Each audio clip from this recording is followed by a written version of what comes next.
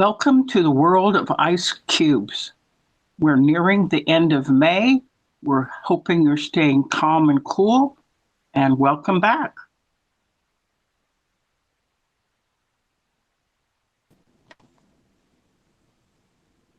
Good morning. Or is it afternoon or is midnight at your place? I'm not sure. I guess I'm 8 hours front ahead of you. It's still dark. It's still dark here, but the first thing.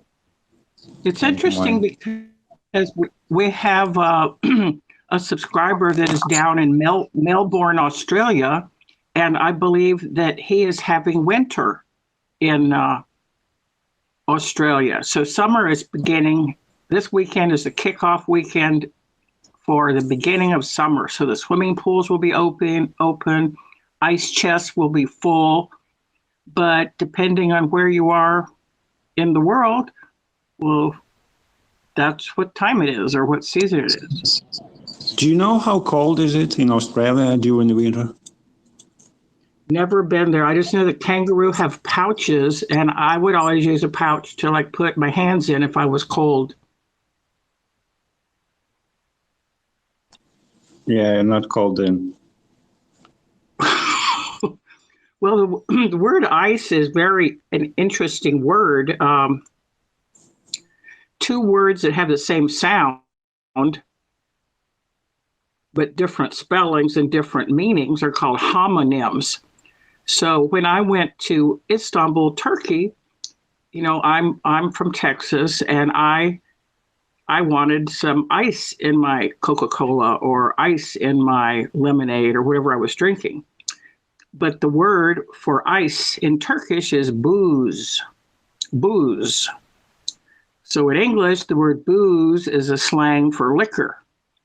So when we were ordering, I was also surprised that in Istanbul, they don't just give you the ice. It's like an extra charge, as if you're ordering a nice plate of ice. So booze, you know, is spelled in Turkish B-U-Z, booze, and in English B-O-O-Z-E. So those would be homonyms. And also, booze sounds like tuz. Do you know what tuz is in Turkish? What is it? It's something you sprinkle on a steak or kebabs. Must be delicious. Yeah, it's salt. So tuz. If you need more tuz, then you need more salt. But yeah, I like ice cubes. I enjoy different kinds of ice cubes. I didn't understand that ice cubes was a whole world until you kind of mentioned it. When was the last time you drank whiskey on the rocks?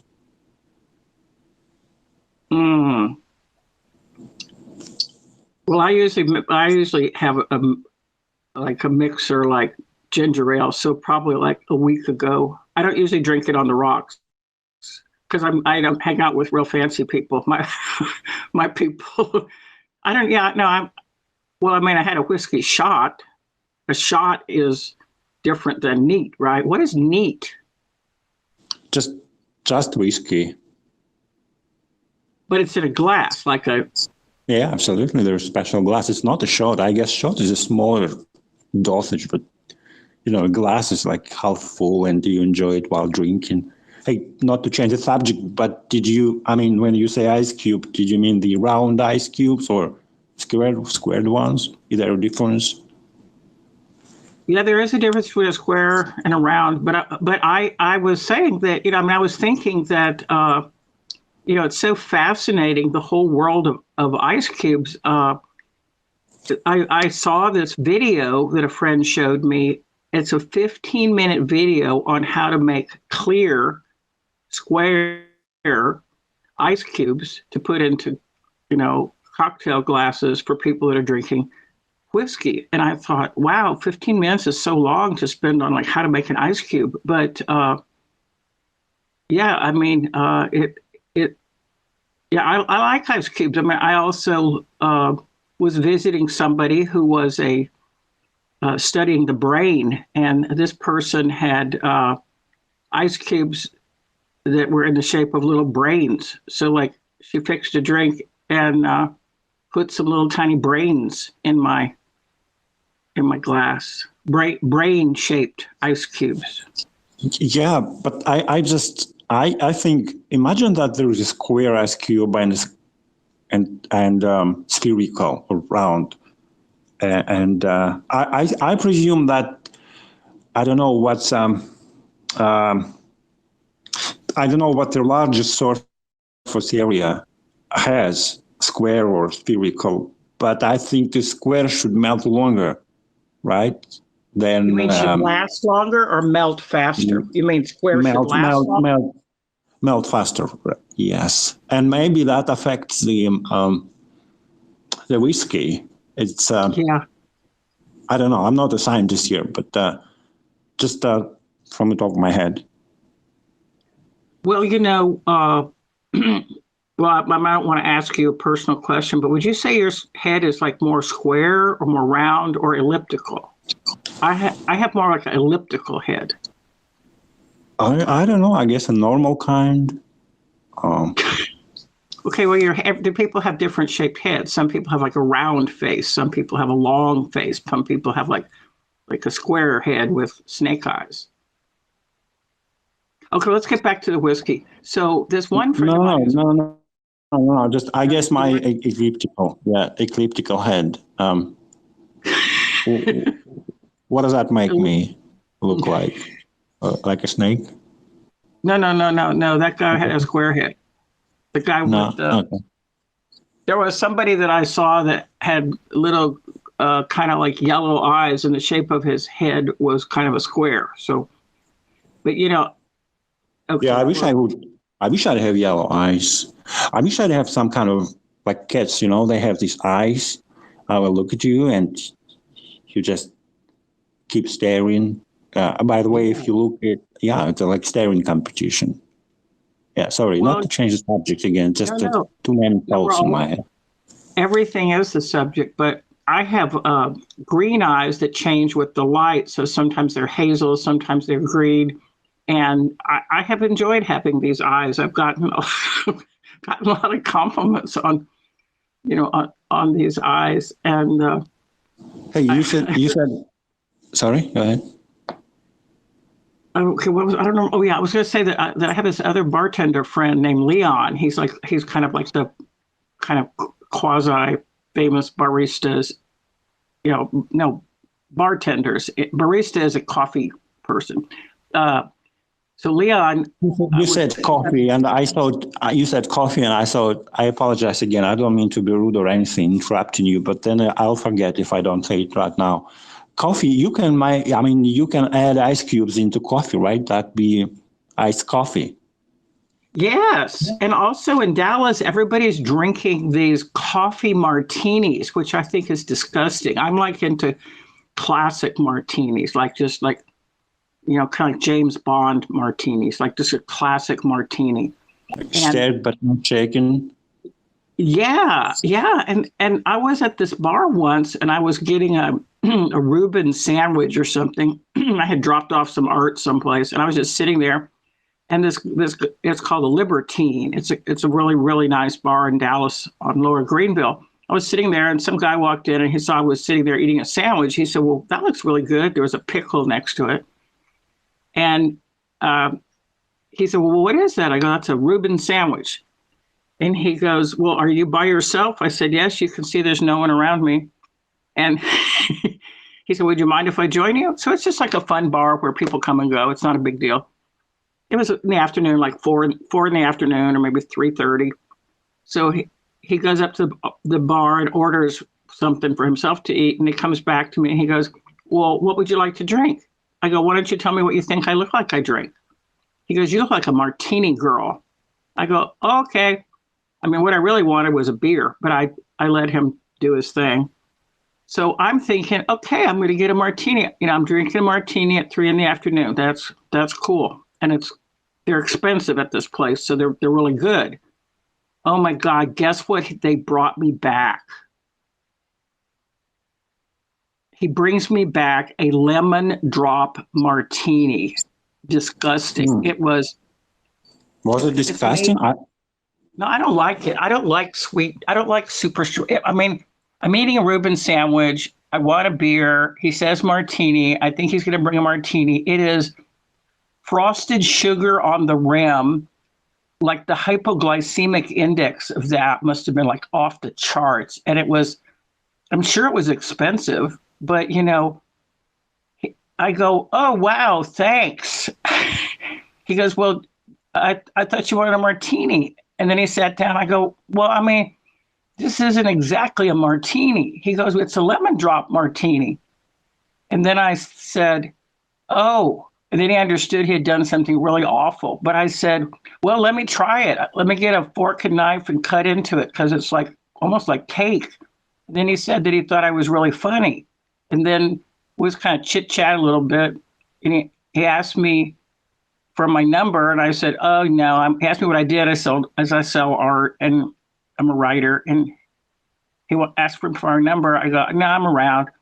And then so I didn't give him my number. But then I finished my drink and, you know, got ready to leave. Oh, my God. I stepped out onto the porch where the cars were going by. The guy was driving my favorite car, a black Jag. It was terrible. All these missed opportunities. It's just like my life is tragic. So would you like a lemon drop martini? I've never tried that, but I thought it's a thought that counts. And he was trying to be, he was sincere, I'm sure. And that's what's important. Yes, and also his black Jag is important. I have this other bartender friend named Leon who, David Anton knows him. Some of the people in Dallas know Leon. He used to be around Lower Greenville. Now he's out in Bishop Arts. Now he's bartending at an Irish pub. But I sat once and watched him make some drinks. He goes, watch this. And they do something where they take a glass and I don't know what they put on the inside of the glass, but then they smoke it with like a torch. And then they put the ice, and then they put the drink, and then they put a sprig of rosemary, and they hand you a smoking drink. It's beautiful. I mean, the aesthetics of it is fabulous. I want one of those. Have you ever had a smoking drink? Smoking drinks? No. Hey, going back to the James Bond thing, I don't know, why is it supposed to be stirred but not shaken? What if they shake it? What's going to happen? Well, he's James Bond. He can do whatever he wants. He's Sean Connery. No. I think that maybe it will somehow affect the taste because when they are shaken, right, they probably somehow... break up all the molecules and mess it up. Yeah, maybe they'll just, I don't know how to explain that, but dilute, or what's the word for, like water down the whiskey, not the whiskey, martini. No. Okay, well, I think you're in the ballpark there. And I don't know, like I like to drink Maker's Mark. I like Canadian Club. I like Seagram 7. I like Tullamore Dew. I like Scotch whiskeys. So the more expensive the whiskey is, the less you want to mess with it. You want it just to go, I think, like straight into the glass and not to be diluted by being shaken up with a bunch of ice and stuff like that. So maybe that's what it is. Expensive whiskeys taste good. You know, just that's all there is to say. Expensive whiskey. So you're aesthetic. You like aesthetic side of it, right? Of alcoholism. Yes, for drinking. I just started walking down. Say it again. Wolf down whatever is in front of me. I mean, you like aesthetic side of it, unlike me, because I never thought of aesthetics. Because basically, you need alcohol to shut down your reality. But you apparently you drink alcohol because you want to beautify whatever it is around you, right? Oh yes, yeah, yes. For me, well, like some people, some girls go to the bars to get drunk. Some people go there to pick up people. Some people go there to pass out. Some people go there just to wolf down whatever in front of them. You know, some people would drink anything that anybody buys them. But you know, for me, like, oh, I love the glass. I love the coaster. I love the cocktail napkin. I love the servers wearing a vest. You know, I'm looking at the ring on his finger. Like I went to this place, Mi Cocina. It's a really, really nice place in Dallas. A friend of mine took me there kind of for a sort of late Mother's Day thing. And we had this Mambo Taxi. It's a famous drink in Dallas, and it's got tequila in it. But the way it's presented, like the colors, the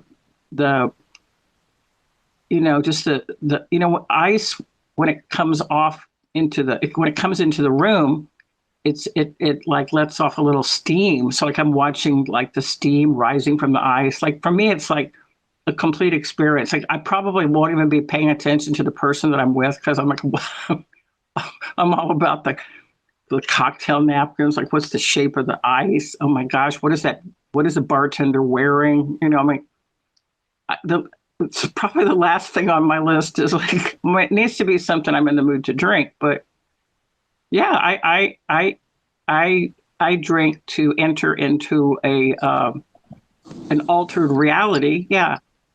Yeah, you're responsible. I knew you. You've always been responsible. They call it like this, right? Responsible drinking. I mean, whoever there's some medical health advisors, or health care advisors, providers. Yeah. I don't know what the word.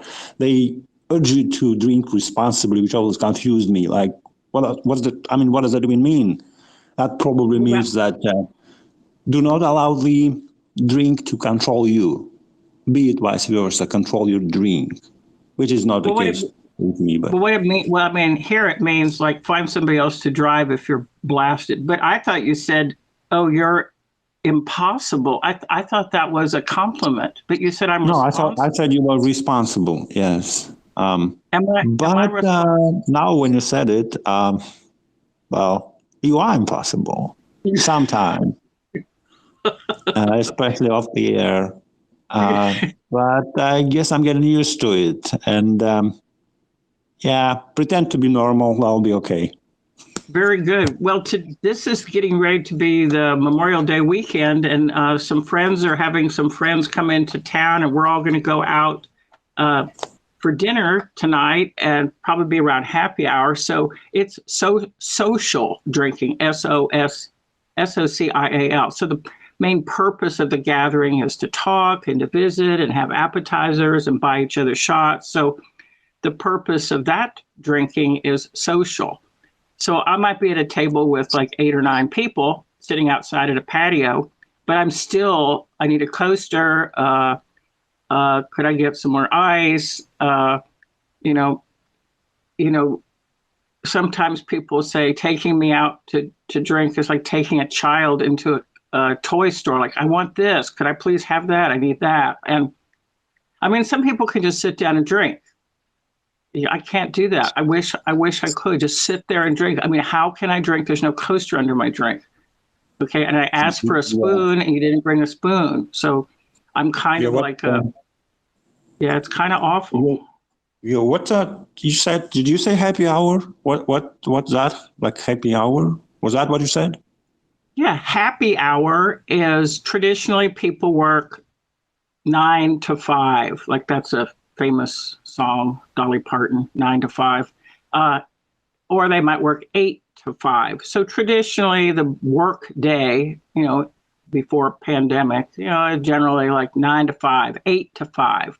So people getting off about 5 o'clock, then they're going to go home. But you really don't want to go home because there's just all the people you love at home. So before you get home to all the people you love to be with, some colleagues will say, hey, let's go stop by here and have a drink. Or like they'll call up a friend like, you want to meet over here for a drink? So it used to be that happy hour started around like 4:30, 4 o'clock, and went to like about 6. And that meant drink specials, half price drinks, free appetizers. So before you went home to all your loved ones, you could stop by for happy hour. But now in Dallas, some some places have happy hour starting at 3 in the afternoon, like 3 to 6. So Yeah, for example, any chance for a happy morning or happy early afternoon? Because that would no, be great. no, they also have a thing called reverse happy hour for.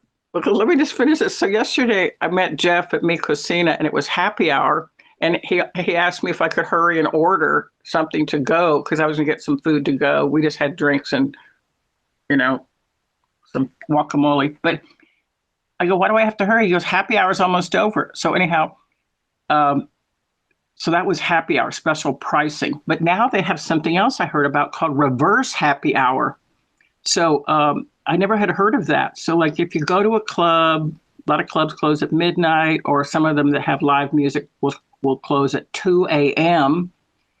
in the middle of the night. And now some places are offering a happy hour late at night so that you'll drop by there before you go home. So, But by some places, do you mean the massage parlor? Not strip clubs and stuff like that. What I mean is actual nice clubs and restaurants out in Bishop Arts. I saw, because there's a lot of musicians that play out there. So I was looking at this one place called Revelers Hall, where some of these musicians play. And then I saw that this one place I know next door to it was having reverse happy hour, and they were going to offer drink specials. Bonnie and Clyde, the gangsters that. Mm-hmm. Okay, Bonnie and Clyde. Well, there's a bar called Clyde Barrows. It's kind of called Bonnie and Clyde, but it's a play on the. It's kind of a Bonnie and Clyde theme. I saw that they were doing a reverse happy hour, which meant you could come in at like midnight to 3 a.m. and get drinks at special prices, because they know that people are still out at night, so they're there trying to get your money. So there are, massage parlors and places where you can pick up people, and there's places where, all that stuff. But I'm saying actual reputable bars have now started doing reverse happy hour. Yeah, but I'm still thinking about massage parlor happy hour. That would start with a full body rub down, and in 1 hour it would end with a glass of whiskey. Well, they actually have something like that here. That actually I went to with my daughter. My daughter was in medical school, and she knew about this place where you could get like your nails done. Like it was a nail salon, like, manicure, pedicure. She goes, oh, hey, let's, she was finishing up and I was teaching. She was finishing up classes. I was finishing up teaching. She goes, let's meet over here on Saturday, like, I don't know, like around 11 o'clock or something on a Saturday. And she goes, you get 2 drinks with your manicure pedicure. Okay, I go, okay, well, that's something different. So it's on Oak Lawn, and it's in kind of near a fancy part of town. So we walk in. It's like, I mean, I don't want to say that I know anything about like B grade movies or like porn settings, but you walk in, it's like this Roman bath with Greek columns, and chandeliers and all these white towels and a bubbling fountain, and all the chairs arranged around it with a whole bunch of mirrors. I kept thinking like, wow, like this is like crazy. I feel like I'm in a Fellini movie. And so, like Federico Fellini. Anyhow, so we go in there, and then they ask us what we want, and we say, well, we need a manicure, pedicure, but we want happy hour prices. And I don't know if it was 2 for 1 or what it was. I don't know how she finds all this stuff, but there were these 2 young Vietnamese guys nice fellows. And, one of them got my daughter, one of them got me. So we go to the chairs, we're sitting there, and they're speaking in Vietnamese to each other, but I know they speak English. I don't know. I think my daughter got I don't know, what is it, Bellini? It's like kind of like white champagne or something like that. And then I go, well, what can I get? And then the guy goes, well, you can have whatever you want. And I think I got a Jack and Coke. I had a Jack Daniels and Coca-Cola with ice cubes. And my daughter was paying for this whole thing. And anyhow, it was like just crazy. And it wasn't a creepy place. It was a really nice, it wasn't like a creepy place. There were other non-creepy people there. You Go ahead. No, but what? I'll let you finish. I was just surprised that you could drink. Well, I mean, they also had these other rooms where you could go to get body massages, and they put rocks on your back. They heat up rocks and press rocks into your back, and I don't know. We got something where they put sea salt on your legs and like rub your legs with sea salt and wrap them in towels, and I never wanted to leave. I just wanted to stay there. Like my legs are wrapped in warm towels. I'm drinking a Jack and Coke. I kept thinking like, wow, going to the nail salon has really changed. Yeah, I think some of our subscribers have actually been to Dallas. Our truck driver philosopher, I did not take him to the massage parlor nail salon. We just went to a couple beer places, but well, I mean, they probably have a lot of interesting places to go where you live, right? Well, again, I'm startled by your question. Can I say something different? May I say something? Because you said, first of all, you mentioned the film, and then you said Jack Daniels, and immediately that movie came to mind. Scent of a Woman. Do you ever watched it? Ever seen it? Scent of a Woman. Yes. Al Pacino. Yeah. Do you remember that? Yeah. Do you remember a scene in the hotel? I guess where that Al Pacino, he was a Lieutenant Colonel Frank, I guess. He was in the room, in the hotel room, and he calls I think the room service and says, "I want a few bottles of John Daniels, I guess." And the kid, what's his name, Charlie, I guess. He said, "Don't you mean Jack Daniels?" And Al Pacino says, "Well, he may be Jack to you, son, but when you've known him, like as long as I have, it's Jack." It's John, sorry.